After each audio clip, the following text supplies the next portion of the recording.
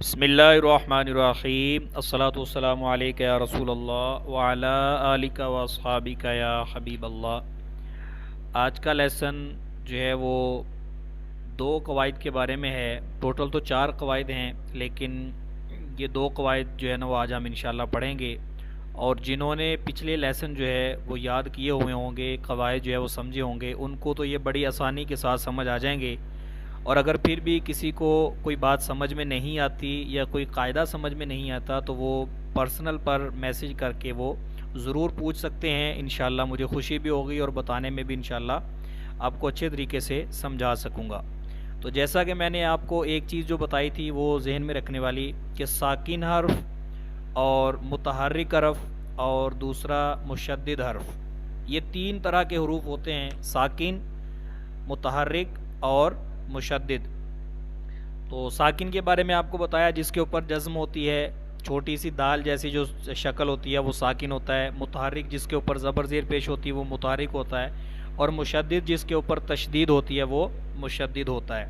تو آج ہم نون ساکن کے بارے میں پڑھیں گے، یعنی نون ساکن ہو اور اس کے آگے، اس سے پہلے یا بعد میں کچھ حروف ہوں تو اس کے چار قاعدے بنتے ہیں، چار اصول جو ہے وہ اس کے بنتے ہیں۔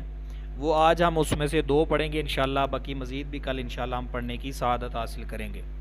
تو نون ساکن آپ کو سمجھ آنا چاہیے، ایسا نون جس کے اوپر جزم آ جائے، جس کے اوپر چھوٹی سی دال جیسی صورت آ جائے، وہ کیا ہوگا؟ نون ساکن ہوگا۔ اب نون ساکن کے بعد کچھ حروف آ جائیں تو قواعد بنتے ہیں، وہ آج انشاءاللہ ہم پڑھیں گے کہ نون ساکن یا تنوین آ جائے۔ اچھا، نون ساکن آ جائے یا تنوین آ جائے، دونوں سیم ہی مطلب جو ہے نا وہ چیزیں ہیں، کہ تنوین بھی اصل نون ساکن ہی ہوتا ہے۔ نون ساکن آ جائے یا تنوین آ جائے، اس کے بعد کچھ حروف آئیں تو کون کون سے قاعدے لگتے ہیں وہ آج ہم انشاءاللہ العزیز پڑھنے کی سعادت حاصل کریں گے۔ ٹوٹل یہ چار قاعدے ہیں: اظہار، اخفا، ادغام اور اقلاب۔ یہ نون ساکن اور تنوین کے قاعدے ہیں: اظہار، اخفا، ادغام اور اقلاب۔ آج ہم اظہار اور اخفا پڑھیں گے۔ اظہار کا قاعدہ یہ اوپر لکھا بھی ہوا ہے، اگر دیکھ کر پڑھنا چاہیں تو آپ یہاں سے دیکھ سکتے ہیں۔ اظہار کا قاعدہ: نون ساکن یا تنوین کے بعد، نون ساکن یا تنوین کے بعد حروف حلقی میں سے کوئی حرف آ جائے تو نون ساکن اور تنوین میں غنہ نہیں کریں گے، غنہ نہیں کریں گے۔ حروف حلقی میں سے کوئی حرف آ جائے، حروف حلقی وہ حروف جو حلق سے ادا ہوتے ہیں، وہ حروف جو حلق سے ادا ہوتے ہیں وہ کون سے ہیں؟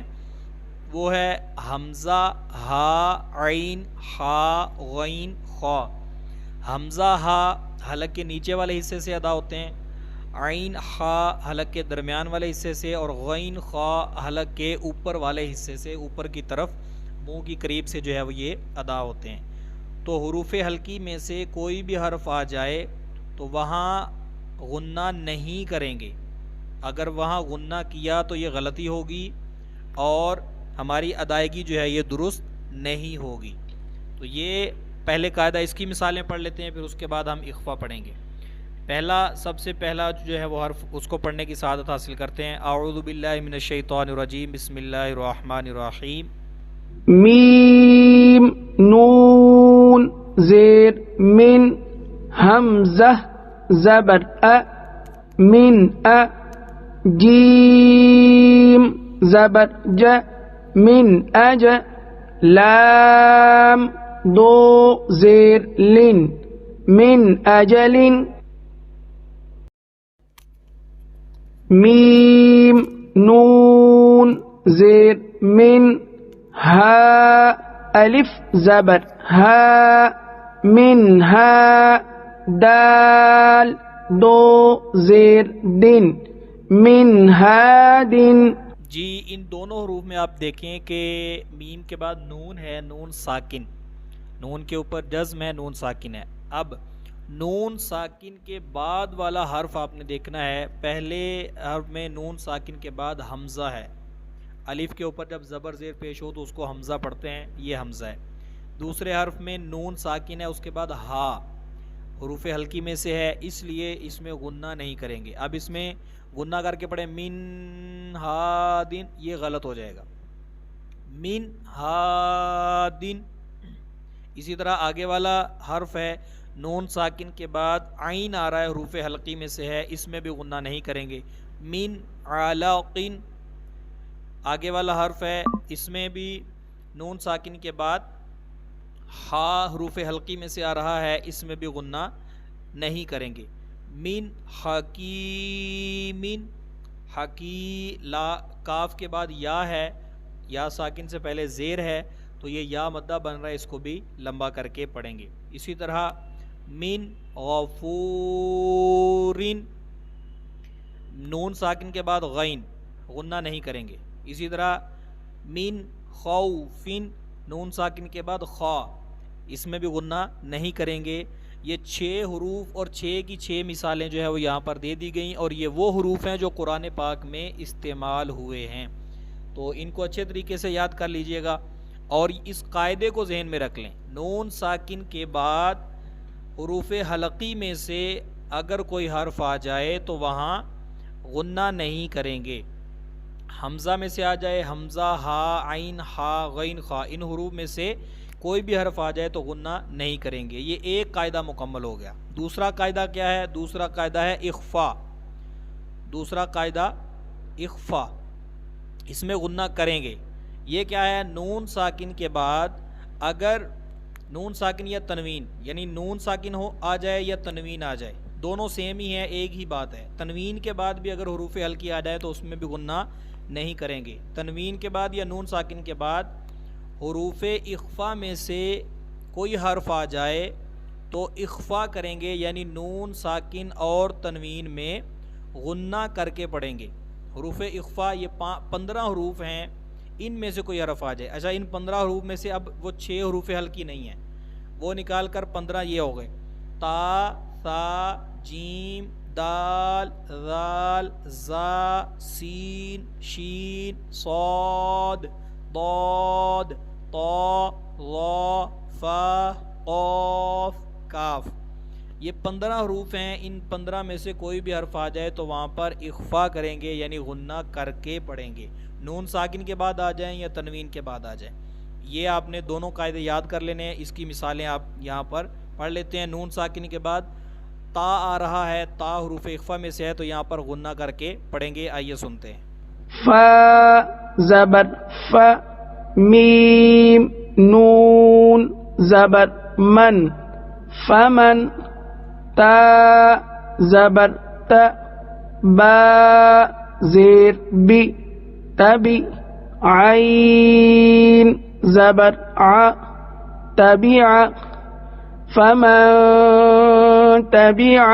جی، اس میں جب ملا کر پڑھا گیا تو اس میں اخفا کیا گیا، فمن۔ اچھا، اخفا کا مطلب اخفا اور غنہ، اس میں فرق یہ ہے کہ غنہ جو ہوتا ہے وہ ظاہر کر کے پڑھا جاتا ہے، جیسے نون مشدد اور میم مشدد میں کل ہم نے پڑھا تھا ان، من، یہ غنہ ہے۔ یہ ہے اخفا، اس کو ناک میں لے کر اوپر جا کے چھپا کر اس کو پڑھیں گے، اس لیے اس کو اخفا کہتے ہیں۔ اخفا کا مطلب چھپانا، اظہار کا مطلب ظاہر کرنا، یعنی اس میں غنہ ظاہر نہیں کریں گے، اس میں بالکل اس کو سیدھا سیدھا پڑھیں گے۔ تو یہ والا اخفا کریں گے، ناک میں آواز لے جا کر اس کو پڑھیں گے، فَمَن تَبِعَ۔ آگے والا حرف مِن ثَمَرَاتٍ، ہجے جو ہے وہ اس لیے نہیں کر رہا کہ اس میں ٹائم زیادہ لگتا ہے۔ آپ تمام ماشاءاللہ سمجھدار ہیں، نوجوان حضرات ہیں جو اس گروپ میں زیادہ تر شامل ہیں، تو وہ اس ہجوں کو جانتے ہوں گے۔ ہجے کر کے پڑھیں، یہ زیادہ بہتر ہے اگر آپ خود پڑھ سکتے ہیں تو، ورنہ پھر اس کو رواں پڑھ لیں۔ من جوع، جو واو مدہ ہے۔ اچھا، اخفا میں تھوڑا سا اس کو لمبا کر کے پڑھیں گے تاکہ پتہ چلے ہم نے اخفا کیا ہے۔ من دونکم من ذہب فإن زللتم، من صفیحہ، من شکر، من صلصال ان ضللت، من طين من ظلم من فروج من قب. یہ با حروف ساکن ہے تو یہ حروف قلقلہ میں سے یہاں پر قلقلہ کریں گے. من قبل من کتاب. آگے نون ساکن کے بعد حمزہ آ رہا ہے, یہاں پر غنہ نہیں کریں گے, اظہار ہوگا. ین او نا من ہم. اب اس من ہم کو ہم من ہم پڑھیں گے, غنہ کریں گے تو یہ ادائیگی ہماری غلط ہوگی. آگے ان عمتا, یہ سورہ فاتحہ میں آتا ہے, اس میں بھی اگر غنہ کریں گے تو یہ غلطی ہوگی. ان عمتا ون حر فَسَيُنْغِضُونَ. اب اس میں بھی غنہ نہیں کریں گے, نون ساکن کے بعد غین آ رہا ہے حروف حلقی میں سے, تو یہاں پر اظہار ہوگا, غنہ نہیں کریں گے. وَالْمُنْخَنِقَاتُ, غنہ نہیں کریں گے. اب آگے نون ساکن کے بعد تا آ رہا ہے.